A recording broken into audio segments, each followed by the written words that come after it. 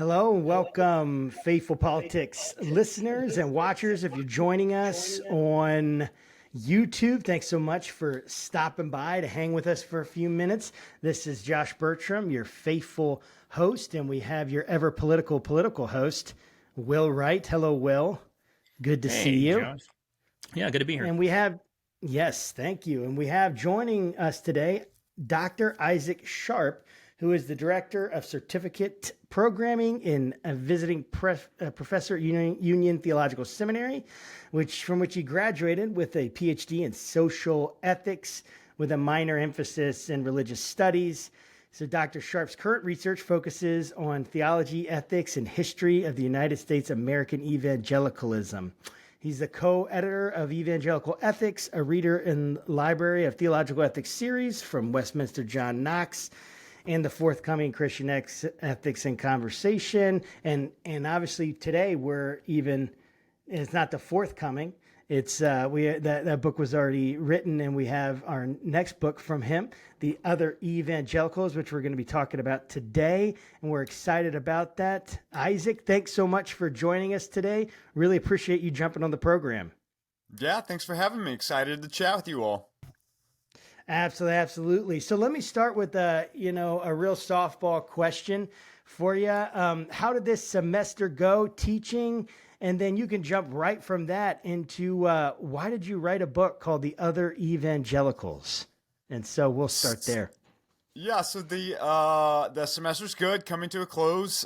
We here at Union just recently launched our first ever fully online degree, the Master of Arts in Social Justice. So my nice, the powers that be, the higher ups here above my pay grade here at the institution will be glad to hear me mentioning the program in spaces where I'm chatting. So yeah, we launched the program successfully. It's our first online degree. Got a lot of new students in the program. It's a cool thing having folks studying here with us, even though they're across the country, which is a new thing for us. And so not necessarily folks who are just local to the New York area. So it's once you've been in this cycle of semesters, and I've been in it for a long time, time moves in semesters. So I think of things in terms of fall and spring semesters. And so now we've moved into the summer period and have some time for doing some different kinds of things, like jumping on and chatting about the book. That is so cool. And before you move on to why you wrote the book, what goes into a social justice master, like a master's degree in social justice? Like, what do you have to go out and save like 20 people? Like, what do you have to do in order to get the master's in social justice? Yeah, this is an interesting question. So the curriculum for the Master of Arts in Social Justice is builds on some of Union's historic emphases in social justice and is offering a new kind of theological degree. Part of the idea is around the fact that folks, the traditional theological degrees like an M.Div, there are folks out there who may not need an M.Div for whatever their work is that they want to do. And the M.Div has been a traditional degree that trains folks for a certain kind of ministry. And so some of the task of theological education these days, we believe, is training folks for different kinds of ministry. And so a Master of Arts in Social Justice does some of that. It's a really I'm doing the full-on ad pitch at this point. It's a super flexible curriculum that is a fully online degree. I'm the academic advisor for the folks in the program. That should be enough for anyone to apply. No, so this is if you like what you hear, that'll be a good thing. And if not, we can edit that part out and you not hold that against me. The degree has distributional requirements that explore different issues in social justice, from racial and ethnic justice to ecological justice, gender sexuality justice. And so you get courses in each of those areas. And then beyond that, it's a really flexible kind of elective, a big chunk of the curriculum is elective driven. So that's the elevator speech for the Master of Arts in Social Justice. Awesome. I didn't answer your question about writing the book though. So One of the quickest answer to why I wrote the book is because it was I wrote a dissertation that this book came out of. So this was kind of the logical next step after writing the long dissertation, getting something based on the dissertation out there for folks to read. So this was a much revised, much trimmed down version of my dissertation that I wrote for the Ph.D.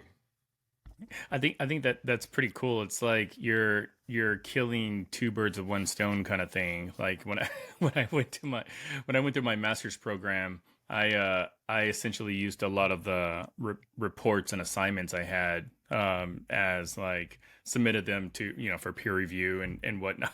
So it's like why do the same work twice? I mean, Exactly. Good on you. But so your book is called The Other Evangelicals: Story of Liberal Black Progressive Feminists and Gay Christians, and I'm currently in the process of working on a series for the podcast that looks at Christian nationalism and some other topics. And part of my research is I've been immersed in this world of pastors that have very strong views about certain people kind of under this evangelical umbrella. One in particular is a pastor named Pastor Greg Locke, and he mentioned that you are basically demon possessed if you're a Democrat and a Christian. And I happen to. Well, that's common knowledge. Well, I mean, it's science. You can't argue the science. it's science. So like, being that I fit that category, I'm wondering like how does your book address that particular issue? So this question, right, of demonic possession and how that fits with partisan and political identity coming from a diagnosis of somebody like this, the pastor Greg Locke, is super interesting historically, and I talk about some of this in the chapter of my book on evangelical politics and specifically on progressive evangelical identity.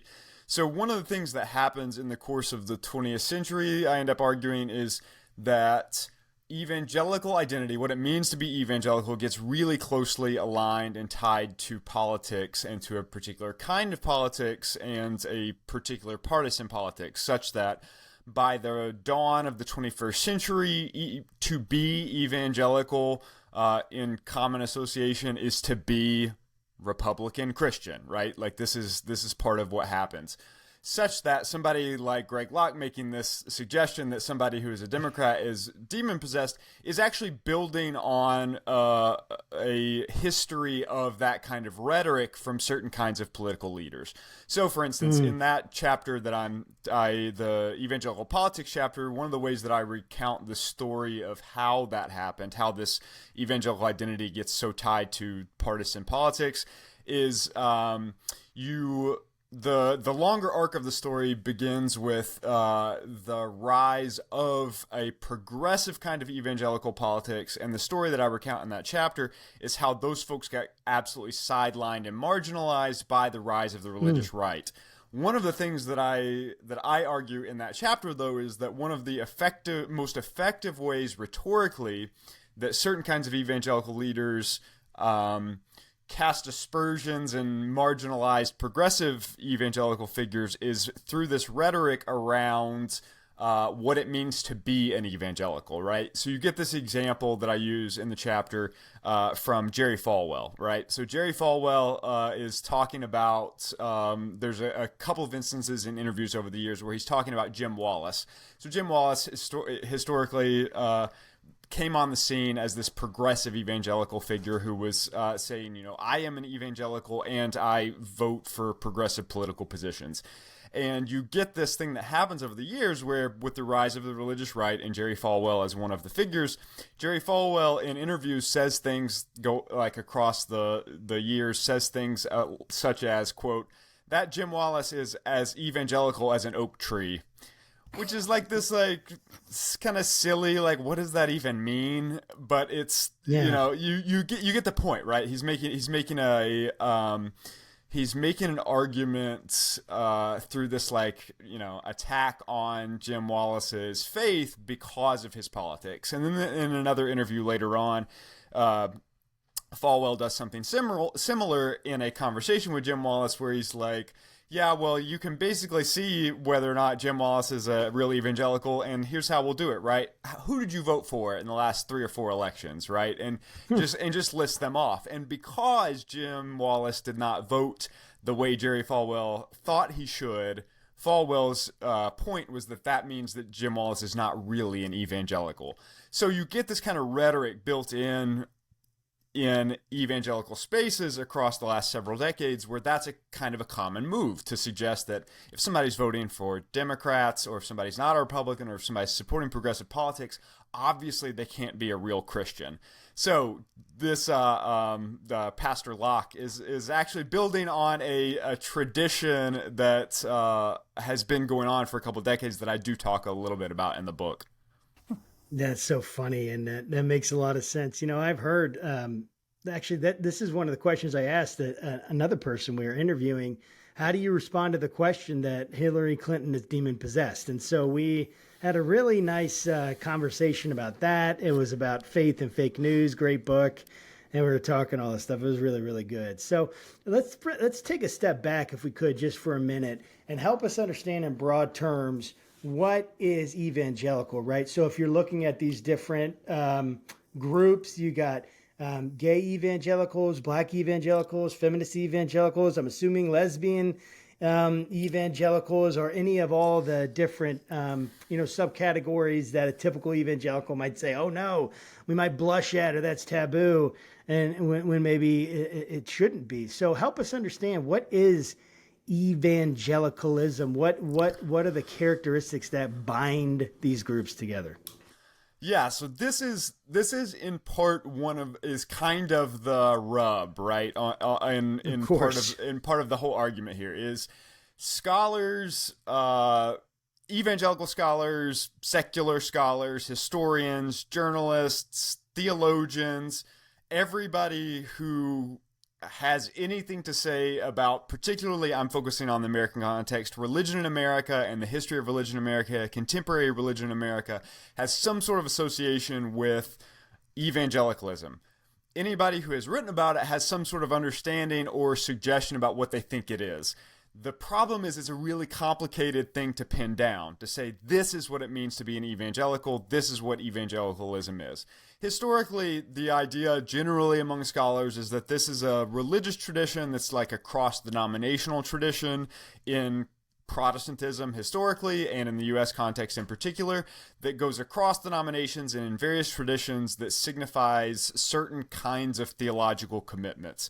Now, in the book, I end up focusing on the 20th century, and so the divide essentially that becomes kind of taken for granted in American diagnostics of American Protestantism is the divide between evangelicals on the one hand and the mainline Protestants on the other. So evangelicals, this is the general idea.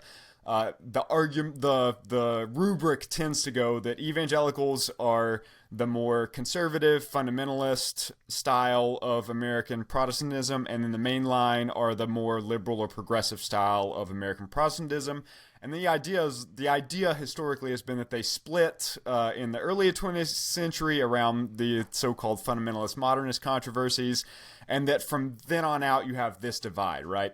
So part of one of the kind of table setting that I do in the book and the dissertation is to suggest that actually was this idea of what it means to be evangelical was up for grabs and was a contested argument for longer than a lot of people understand. And that is the kind of initial framework that I set out, because there is no official, evangelical is not a denomination, right? Now, there are denominations that have evangelical in their name, but evangelicalism goes across denominations. So you can't look and say, oh, here's all of the official evangelicals, because there's no official roster. It's not like the Catholic Church. There's not a pope, an agreed upon evangelical pope. So it's this kind of nebulous thing that it's hard to see the boundaries of. And part of what I end up arguing is, for that reason, you have this constant renegotiation about who's in and who's out because there's no official way to tell. So it's these shifting alliances and associations that change over time, and a lot of it happens. The kind of longer arc that I end up arguing, and this is a too long-winded way of answering what was probably a simpler conversation. No, it's all good. Over the course of the 20th century, what happens, I argue, is the evangelical identity becomes shaped through conflict and debate over different kinds of folks who might be on the borders of the evangelical movement, and that dissent and disagreement often get sorted by some power brokers or gatekeepers making suggestions like those folks aren't true Christians or real evangelicals. So Greg Locke, right, saying if somebody votes for a Democrat, they're obviously demon possessed. That in some ways is the same, it's in the line with the political move, as I said before, but it's also a bit of gatekeeping, right? He's suggesting that if you're a Democrat, you can't be a Christian like he is a Christian. And whether or not he would call himself evangelical, I'm not real sure. But that it is, it's in line with that kind of tradition of gatekeeping. So I'm the political, part of our group, and Josh is way more into like the religious stuff. So a lot of these terms are very unfamiliar with to me, and as a result, I probably use them in ways that aren't necessarily helpful for myself or for others. Like when we spoke with Kristen Dumais last couple years ago, and at the end of our conversation, I referred to her as an evangelical. And you would have thought I just kicked her dog. Right. And it sort of opened my eyes a little bit, because I'm like, oh, I thought like all believers are like evangelicals. So like, is there a baseline understanding that you feel all parties would agree to in defining, like what an evangelical is? Like my, I don't know, my comb isn't an evangelical, or is it? Yeah. So maybe you can explain that. Yeah, and this is there is no universally agreed upon definition, right? So that's part of what I'm tracing is the result of the fact that there's this constant negotiation. There are some like general broad strokes way of defining evangelicals that folks then endlessly debate and fight over. But one of the interesting things, and I do talk about this in the book, is that when you define that a few of the, and I'll talk about in a second about a few of the different definitions, but one of the interesting things is that when you use these, even the common definitions, they yield really different pictures of evangelicalism based on the different definitions, right? Yeah. So one way of defining evangelicalism is theologically.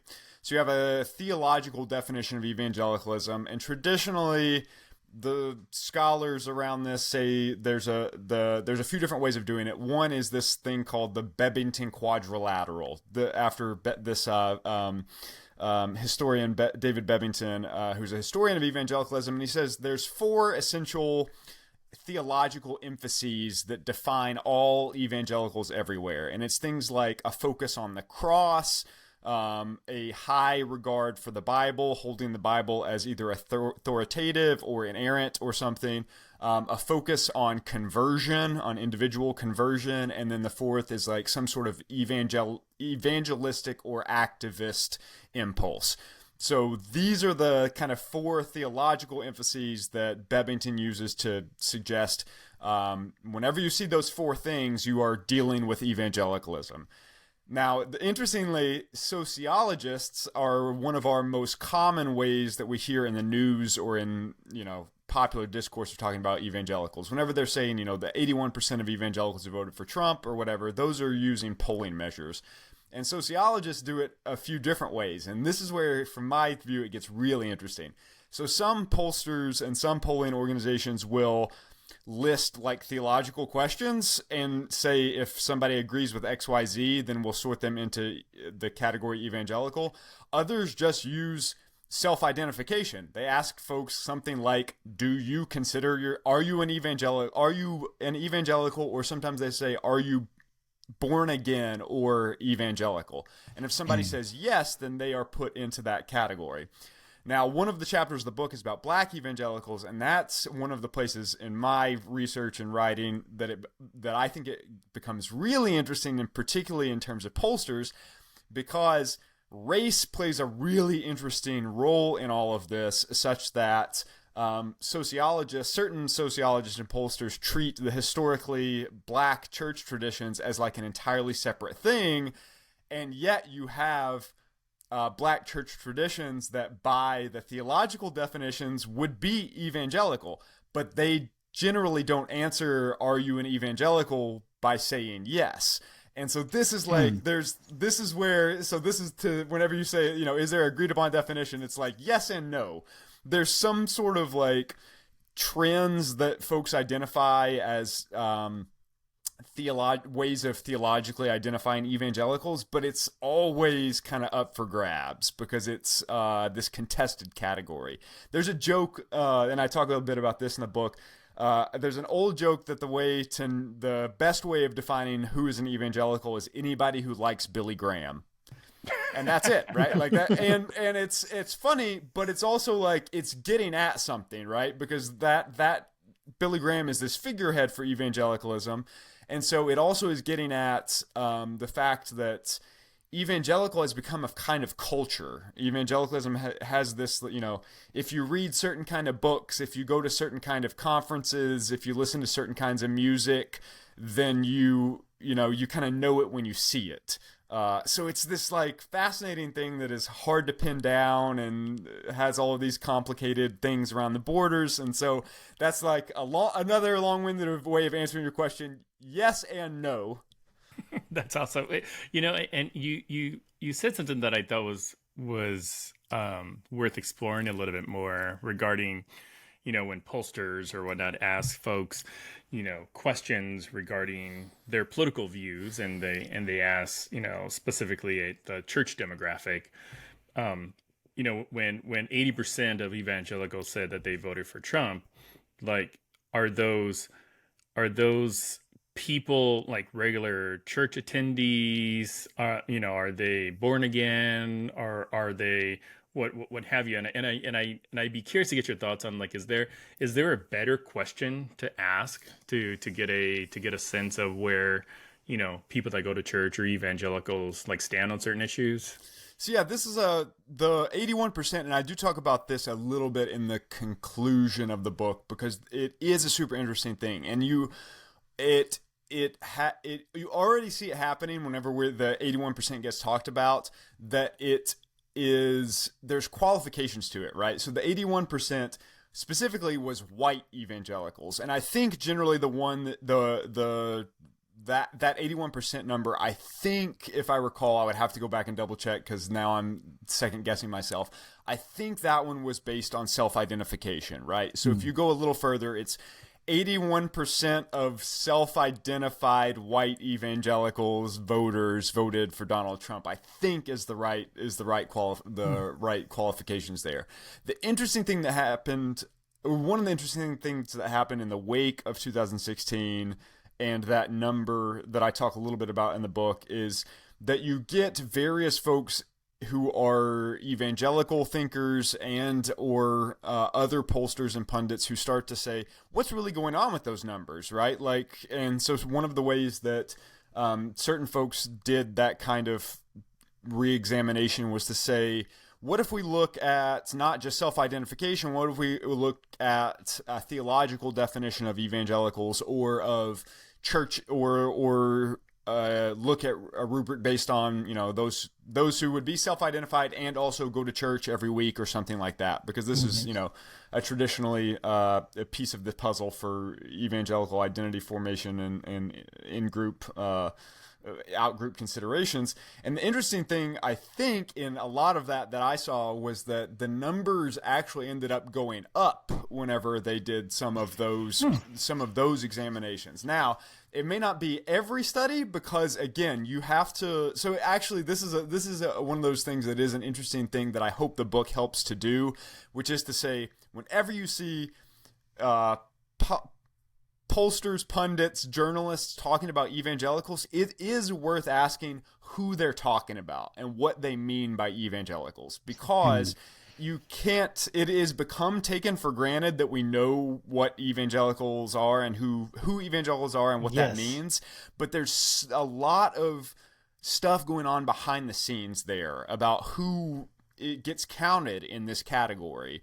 So yeah, this is and whether or not there's a better question to ask, I'm not a sociologist, so I don't know. It's interesting, right? Because part of what I end up arguing is that that label has taken on certain connotations that it is going to be hard to get away from those connotations, such that now evangelical has taken on such specific connotations in certain ways that this interesting thing has started happening in the past few years, where you get folks like Muslims, Hindus, Catholics who are saying, yes, I'm an evangelical. Now that's really interesting phenomenon if you historically are talking about evangelical as a certain kind of Protestant faith, and then you get a Muslim evangelical or a Hindu evangelical. And so this is like another indication from my view that something strange is going on with this label.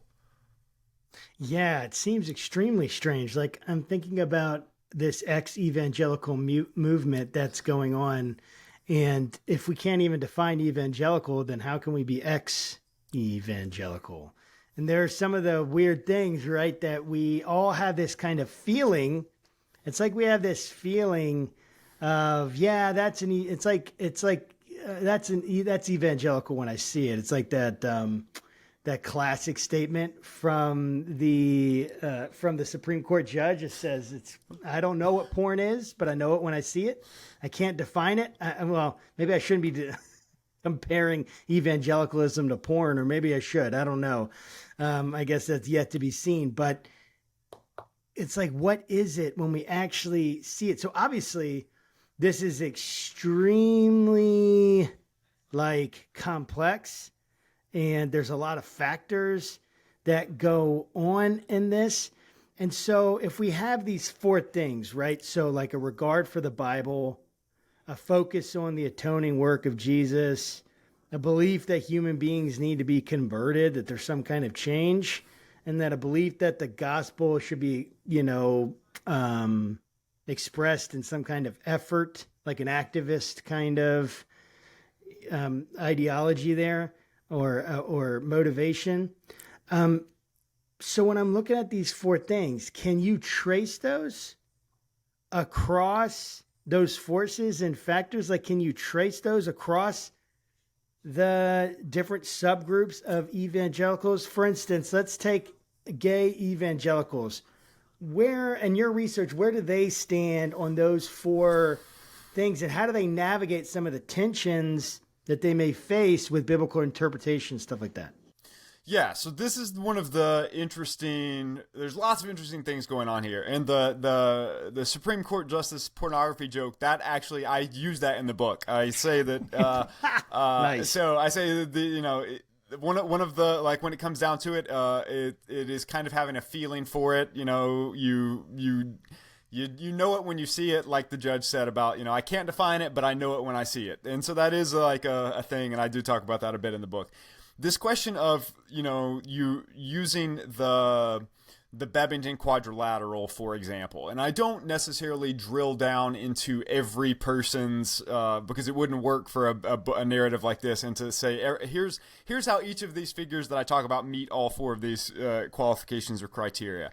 But in just about every case, most all of them would in some way meet the criteria, right? And so this is the thing that's interesting about these groups, is part of what I argue is that these various different kinds of forgotten or surprising, to your Josh point earlier about reading these groups, and there may be folks out there who say, that seems like that would be a surprising group to be evangelical. Part of what I end up arguing is that a lot of these folks were involved in some way in the contemporary evangelical movement in the United States, right? And many of them would have known what the would have known something, if not the Bebbington Quadrilateral, something like the qualifications to be officially evangelical. Often in the 20th century U.S. context, it was something. Whenever it came down to it, if it wasn't the fourfold, it was something like the Bible, right? The high view of Scripture, of the Bible as authoritative. Sometimes the language was inerrancy, other times it wasn't. It was, infallibility of the Bible.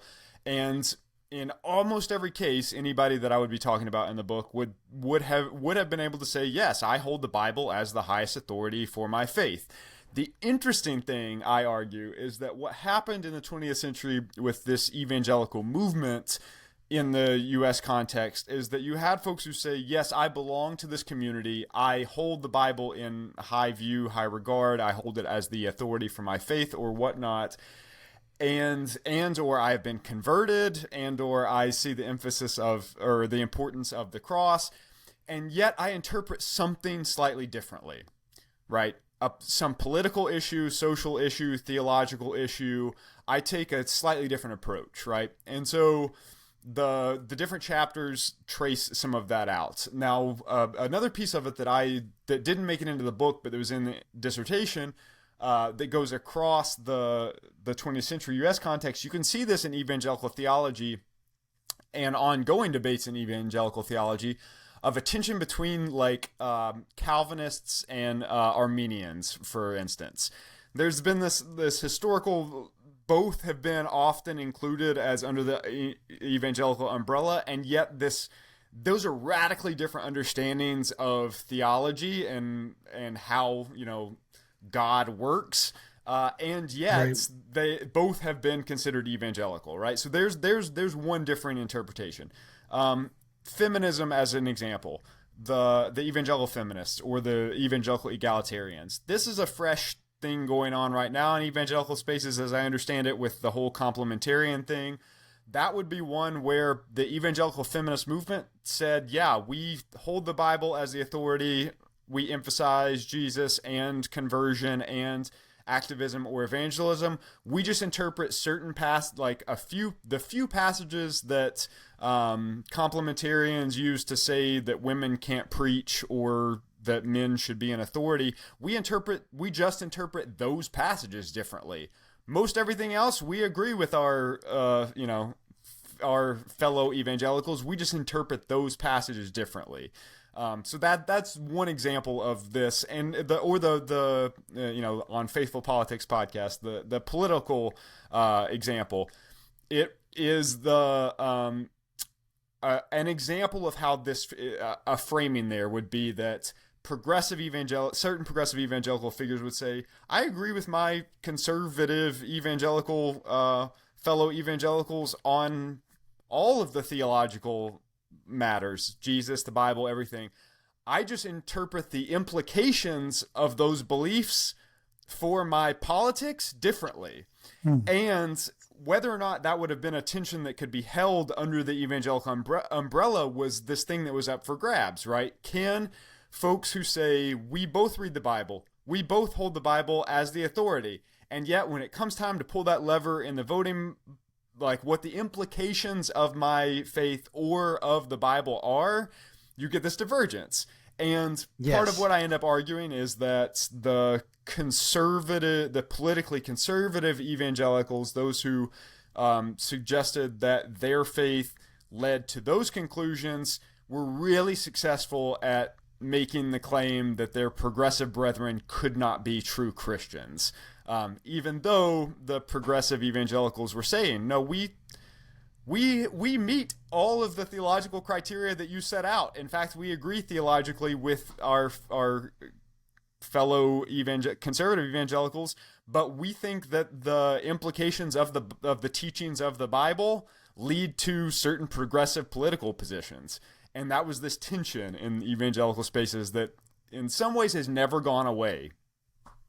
And in your opinion, who do you think are the gatekeepers of determining, who is considered an evangelical and who isn't, and also like why should we even care? I mean, I'll give you a good personal example. When I used to lead worship at a church we were at, I used to one of the elders used to consistently remind me that I couldn't get to heaven if I wore a hat while I sang and played guitar.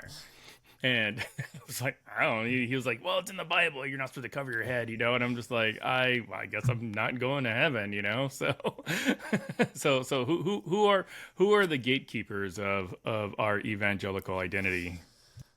Yeah, and this is one of those that it is much like the rest of this story. It shifts and changes over time, and another interesting dynamic that I may not have mentioned too much about yet at this point is that often the gatekeepers are unofficial and they're in fact self-appointed.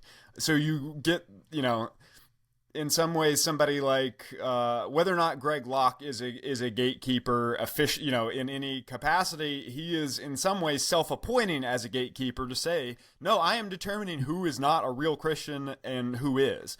So consistently in the 20th century evangelical story, gatekeepers often end up being those who make arguments around evangelical identity. And the interesting thing about So there is also a tension in evangelical spaces that continues to this day around this gatekeeping thing, where sometimes it's official, semi-official institutions and organizations. Christianity Today, as the magazine and the organization, historically has been one of the kind of bellwether landmark institutions of evangelicalism. Who Christianity Today will print or write about in their pages is a kind of gatekeeping, right? So in some ways, Christianity Today and their editors are gatekeepers. Others would be like the National Association of Evangelicals. This is an organization that says if you belong to the National Association of Evangelicals, if your denomination belongs to it, then you're one of the officials. There's other ways of slicing it. An interesting thing that happens, though, is sometimes there are folks that are just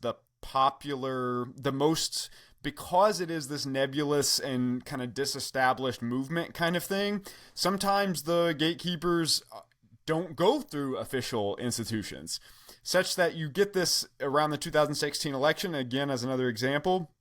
You got this interesting tension between some of the official institutional representatives of evangelicalism and some of the more popular figures, and this tension between who gets to speak for evangelicals, right? So it is this like constant shifting back and forth thing where there are certain kinds of folks who try to gatekeep, and sometimes they're unsuccessful, and other folks who are in those institutions that historically have been the gatekeeper institutions. But it's an interesting thing that does shift and change over time. The Southern Baptist Convention is a really good example in that the Southern Baptists didn't really used to identify as evangelicals, and now Southern Baptist leaders are some of the most like go-to voices in evangelical spaces. And so that was a kind of changing dynamic that has happened over time. That's amazing. Hearing you talk about this going back and forth between like in 2016, like who was really speaking for evangelicals, right? Because you get so many people, like obviously it feels like what's going to happen in the media or overall, just because this seems like it's a natural thing that happens, is that once a negative part of this overall movement is highlighted for certain people, that's going to be the part that's the whole group may be caricatured by the bad behavior of a certain subsection of the group. They'd be caricatured by that. And then people would use that as a blanket statement for this whole group when it really should be redefined to just talk about this one specific group that is making these claims that are hurtful. For instance, Christian, that we should have a Christian nation, Christian laws. It's funny because we were talking to another guest and just kind of working through the issues of who, like, in the evangelical world, who gets to, like, actually decide what are the appropriate answers that people should give. And even additionally, people would say, yeah, I want a nationalist, like I want the church, sorry, America's a Christian nation. They would say America's a Christian nation, but when asked more specifically as to what that meant, like, for instance, I believe that my Muslim neighbor shouldn't have an opportunity to run for office. They would say, no. So it's like almost like we have this undefined, very blurry idea of even what it means to be Christian in the United States, which I'm sure presented to you several challenges while writing this book. And how do you account for the marginalization that happens in evangelicalism, like the shifting tide and certain people get marginalized? What is there a process that happens? Are there patterns that you can find? What happens there when people get marginalized? Yeah. So even though part of what I guess I was suggesting is, even though the authorities have sometimes changed and shifted, and there's been a tension between, the popularly designated spokesperson versus the self-designated spokesperson, or those who are in charge of the institutions versus those who are the bestsellers or whatever among the evangelical populace. Even with all of that, there have been some, in the tracing of the history that I did, there have been some kind of consistent themes of how it ends up happening. One of the ways that it ends up happening is when institutions that are evangelical, or organizations or associations that are evangelical, literally kick somebody out, right? They say, if you don't agree with XYZ of our theological interpretation, you're out. Like, that's it. It has happened and continues in some ways to happen at evangelical institutions. One interesting place to watch this kind of thing unfurl in real time, I think, is evangelical colleges, such that if you can see what is allowed to be taught on evangelical college campuses, and who is allowed to teach at evangelical colleges and universities, that's one of a profoundly important identity shaping kind of thing in terms of what kind of views get marginalized and which don't get marginalized. Another really interesting one that I talk some about in certain places in the book is, it's publishing. What gets published by the big evangelical publishing companies, what gets listed or what gets put on the bookshelves of like a Lifeway bookstores, for instance. You see it happen where somebody like Beth Moore says something and all of a sudden her books are not going to be on the bookshelves anymore. So it's literally this case of that kind of thing happening in real time.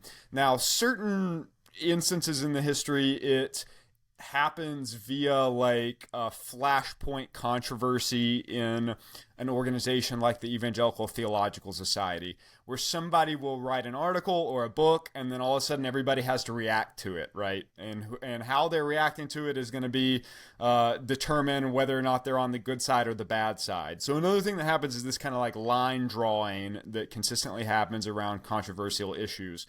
Politics is a good example of one, right? And on any number of political issues, but also just on partisanship, it happens within institutions where even if it's not official, you get it going back decades where certain evangelical folks would say things like, I worked at an institution and it was all fine and well and good until election time came around, and then I needed to keep my mouth shut because if it came out that I voted Democrat, I might get kicked out, right?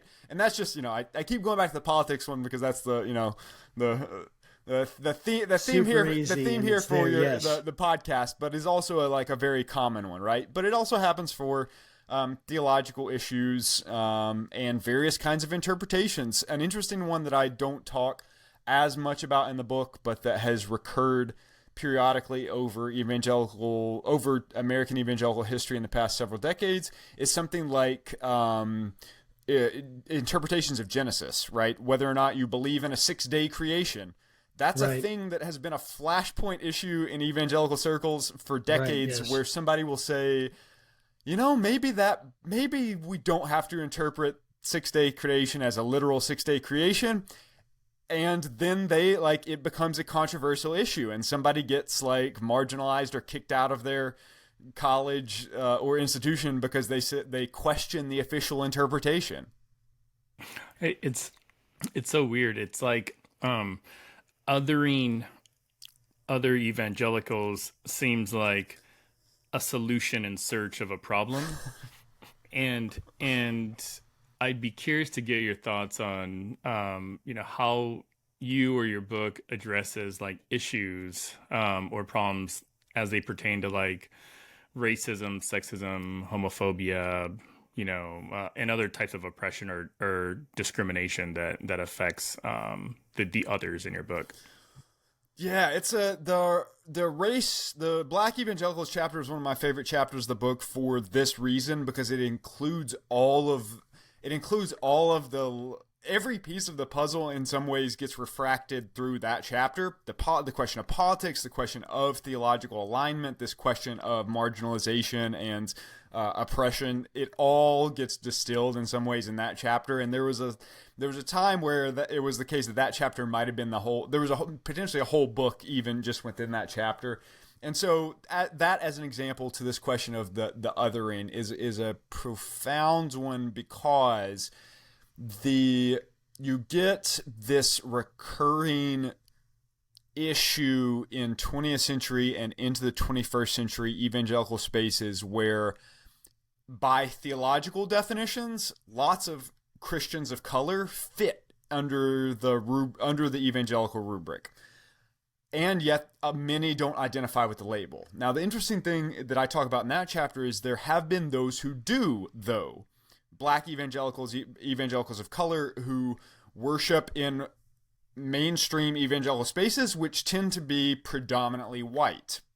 The interesting thing the story I end up telling in that chapter a bit is that there have been these folks going back decades who were, the story I end up telling begins with a group of Black Christians who were essentially the first Black Christians to be admitted to some white evangelical colleges. And they started making this diagnosis that we believe, like you said, we're supposed to believe. We check all the boxes. We have done everything right. And yet every time we're in these spaces with you white evangelicals, something always comes up about our faith, whether it's around worship style or politics, right? If we vote in a different way.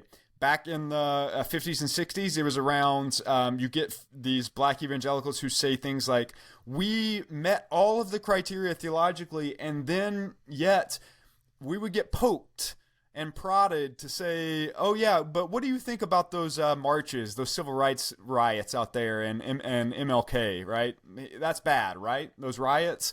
And so it would be this litmus testing that would happen to these Black evangelicals, and they make this diagnosis that there was something going on consistently in white evangelical spaces where the white evangelical leaders couldn't even recognize that they were bringing their own cultural assumptions to the space. And so this was a good example where you would have these Black Christians who said, no, we consider ourselves evangelical. This was our community, our religious community, and yet there was these instances where we would experience overt racism, or something as blatant as a Black minister in the Billy Graham rallies who had to sit by himself up on the stage because all the white ministers sat on the other side of the stage. He is this Black minister that I end up talking about in that chapter. He is as evangelical as it can be. He's working for Billy Graham, right? And yet that's not enough, right? For it to be so this is I don't know if this is exactly answering your question, but when you were bringing up that question, Will, it brought up a lot in my mind about that chapter in particular, because all of these other elements, this othering, happens so consistently in that chapter that you see it recur in the 50s and 60s, then you see it happen again in the 80s and 90s. You see efforts to fight it with like the Promise Keepers movement and racial reconciliation initiatives. And yet it keeps happening again and again with each new generation. In some ways, you end up with folks of color in evangelical spaces saying, hey, how have we still not reckoned with the racism going on in these evangelical spaces? And so, in part of what I end up arguing is that it's been in part about the gatekeeping, where it is the case that you have these evangelical gatekeepers who, whether it's around politics or around various other cultural touchstones associated with the Black community, are constantly the theological agreement is never enough. Is some of what I end up arguing in that chapter. And I don't know if that really answers that question, but it was the I'll get off my little tear there. No, it's so good. I love hearing you talk about it. Obviously, you've done so much research in it. It's really insightful to look at it and to try to understand it. I'm reading this book about essentially like the missionary impact through history. And one thing that I keep finding in this book is that, like, for instance, after kind of colonialism fell in Africa, it increased from, like, I don't remember, something like in the under 100 million, like maybe 20 or 30, something like that, to in the 200 millions in Africa between like 20 or 30 years. And the missionary was saying, the one who wrote the book, the scholar, he was proposing that colonialism got in the way of the gospel. It got in the way of,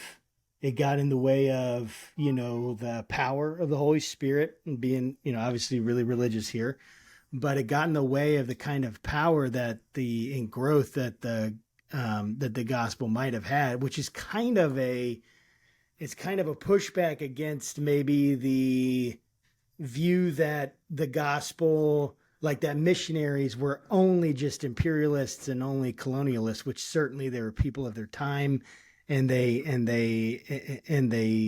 you know, did things that way. But he gives a lot of different examples. And the reason I'm bringing that up is that it seemed like even amongst all of the obstructions and things that would interrupt you know, the spread of the gospel and this kind of true theological, like, you know, understanding of God, it was actually the colonial, like what they were doing that was almost suppressing that. And I guess my question is, when you're looking at the other evangelicals, how have they responded to not being accepted? Has their faith remained the same? Has it been strengthened? What kind of patterns did you see among the subgroups of evangelicals that you saw that they're even victorious and they made a big contribution to even our understanding of evangelicalism? Yes, the way the various groups reacted is an interesting question at a like macro level, but also at the individual level. Because an interesting thing, and just because it was what we just talked about, to use the Black Evangelicals chapter, it was really varied in terms of the individuals, where you have some of these figures, these Black evangelicals, who end up staying in the world of evangelicalism and saying, I'm going to keep, like, I still believe this is my community and this is my faith and I still believe in this, and I'm going to work for change and reform, even if it's an uphill battle. And they spend their whole lives doing it. Some of them throw up their hands and say, that's it. Right? You're not going to, like, if I'm going to keep banging my head against the wall with this, then what's the point? And they walk away and they become, you know, not specifically necessarily this chapter, but across the history, you have folks who say, okay, well, maybe I'm not an evangelical anymore, or maybe I'm a Christian of a different type. An interesting thing that happens with certain folks is there are at least some who end up re-identifying with like their denominational tradition more strongly, as opposed to the interdenominational tradition. We're saying like, I've wasted my time with these interdenominational evangelical movement and space, and I'm going to plug back into my own specific denominational context or whatnot. So it's like a really varied thing, and some of it ends up mattering the circumstances of the groups, right? Where certain groups are pretty effectively marginalized, others there's like ongoing efforts to keep marginalizing them. So it's like it's a really varied reaction, and some of it is like the circumstances depend, right? If you're fired from an institution for disagreeing with the evangelical authorities, that's a pretty definitive like excommunication, at least from that particular institution. If it is the case that you are able to skate by in the movement or in an institution and be the kind of like voice of dissent, that is a thing that is possible for certain folks, right? Like for evangelicals of color, you can't just escape the fact that you are black. So if that is going to be a continued issue, it's not like you can just keep quiet about that in evangelical spaces, as opposed to maybe some of the more purely theological disagreements. So it is this kind of like varied. Right. The story varies, and so that I do also try to like not suggest in the book that any of these is a one size fits all kind of result. It is the case that the groups that I talk about all share in common that they have been forgotten in the story. Like, I think that does hold true. They've been forgotten in the traditional understanding and stories of evangelicalism, but the extent to which they're, completely pushed out or remain on the margins depends on the group and the individual in some ways. I'm curious, do you think that the othering of evangelicals has seen a increase, over whatever period of time, the past few generations? And if so, like, what's the version 5.0 of this othering? I mean, 100 years from now, like, are we just going to other each other away so there's like 1,000 different Christian denominations or something? Yeah, that's the question of if it has like increased over time is hard to say, because you definitely see in current like discourses, right? I think Josh, you mentioned the ex-evangelical or ex-evangelical. It's become kind of a movement now.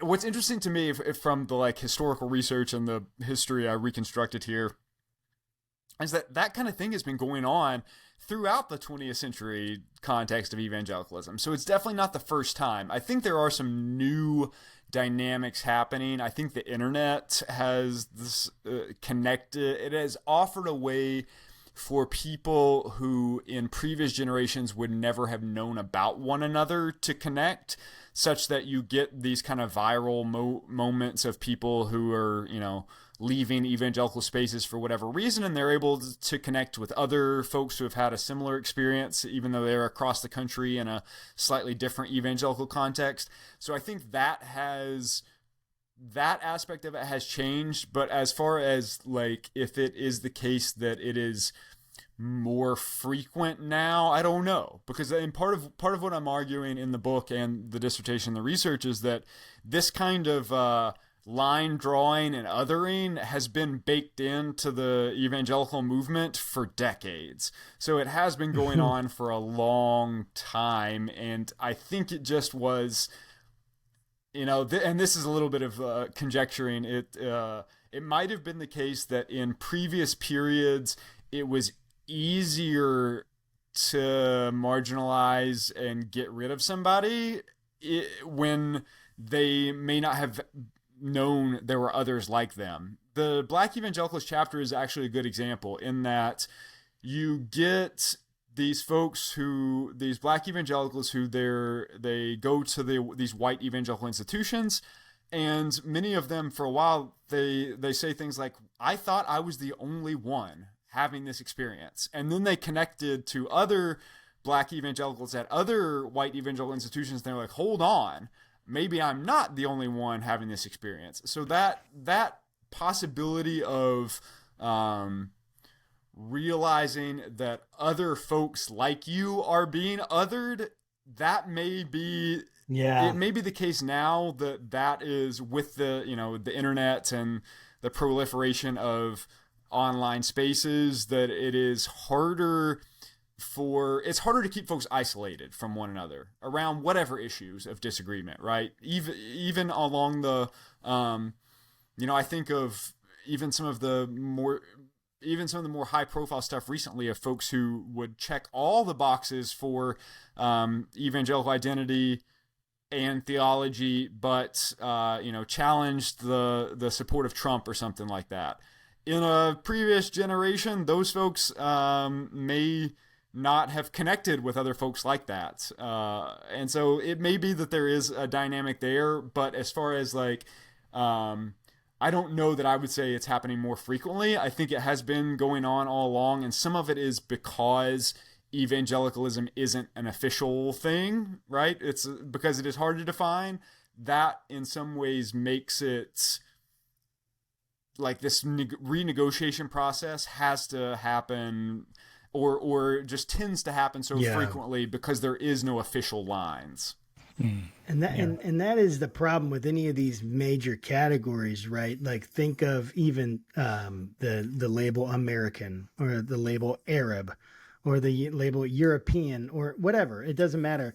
Any of these labels that try to encapsulate or define large groups of people are always going to be flawed and inherently fail to actually give an accurate depiction of what's really going on in the lives of individuals and even smaller groups. And obviously all of us have to have care. And I love what you said, by the way, earlier in our conversation about when you hear evangelical said in any news source, you should ask yourself, what do they mean by evangelical?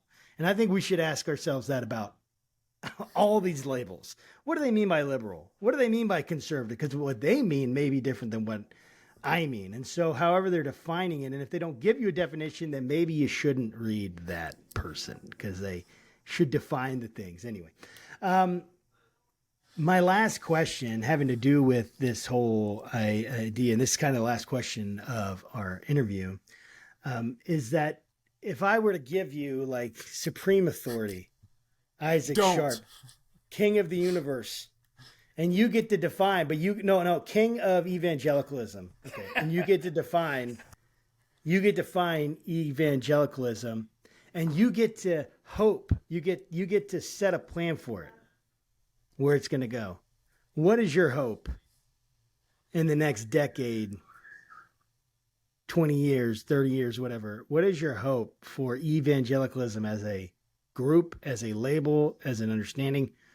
What do you hope will happen in the next 30 years? Yeah, so this is the question that folks like to. This one comes up frequently, the like prognostication question, right? Like, and I do a little bit of this in the. We love to ask, and you hate to answer. A little bit of this in the conclusion, and I say this is one of the dangerous questions and answers, because as soon as you say something like, in the next 10 years, like somebody's gonna be ready and waiting to say, oh, look at this idiot, how wrong he got this. So this is the dangerous game, right? But in terms of like the future of I think there's an inflection point now. So that is something that, despite the fact that this has been an ongoing thing, I argue, in American contemporary evangelical spaces and across the 20th century, I think there are fractures that are being exposed within this movement or this group that are harder and harder to ignore. So at previous points and iterations, you would have these debates, and somebody would get marginalized and pushed out, and somebody would win the debate or feel like they won the debate, and it would feel like they've wrapped it up in a tidy bow, and that's it.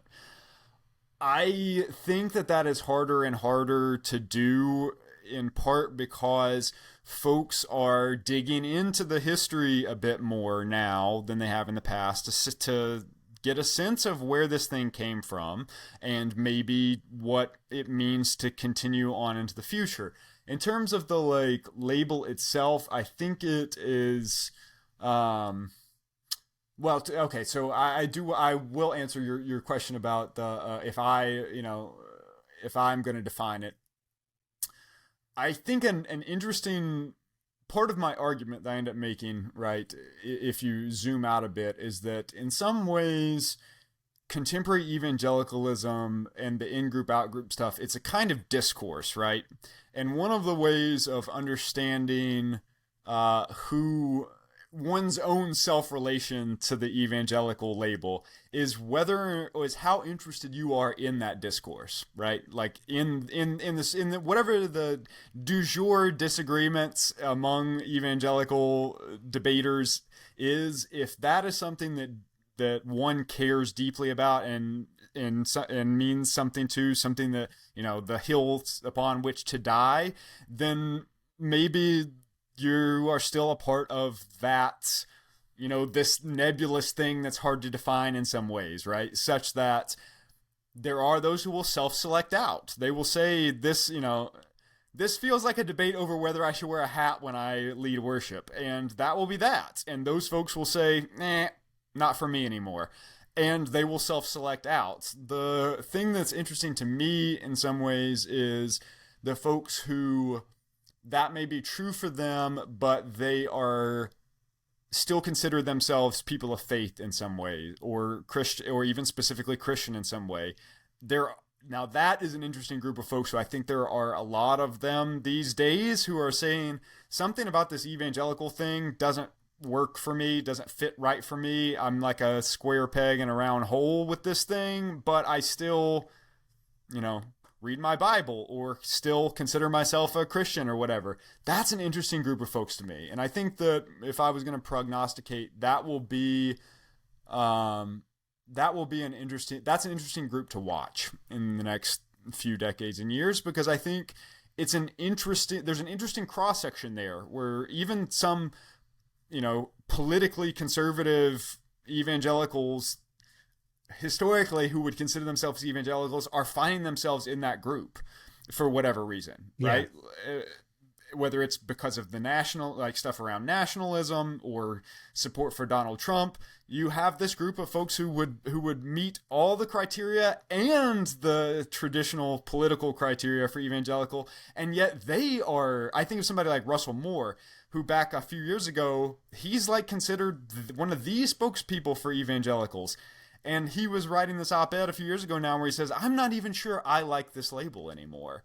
That's a really interesting thing to me. So if I was going to wrap all that up in a tidy bow, I think it's an interesting thing to watch when somebody who would fit all the criteria that I am talking about in the book is not interested in it anymore. That's an interesting thing to watch. Yeah, that's amazing. It sounds, I'm looking forward to your next project because I'm sure that it'll have something to do. And maybe in 10 years you can come back on and we're king of the podcast and you're king of evangelicalism, and we can pontificate and ruminate on everything. I'll put it on the calendar. We really appreciate it. Yes, please. Dr. Isaac Sharp, thank you so much, guys. The book is The Other Evangelicals. And you can purchase it. Is it out? I've forgotten okay, so it's out. You can purchase it anywhere where books are sold. And how can they follow your work, Isaac? Yeah, it is out, Amazon and Erdman's and all the line wherever books are sold. Check it out. To find me, Isaac B. Sharp is my handle on pretty much all of the socials. So it's just spelled like the name on the front of the cover. So come find me. I'm open to chat with folks about this stuff anytime.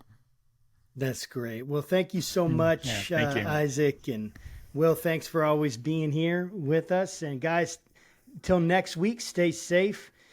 Keep looking up, keep having great conversations, stay curious. All right, guys, we'll see you next time. Thanks. Take care. Bye.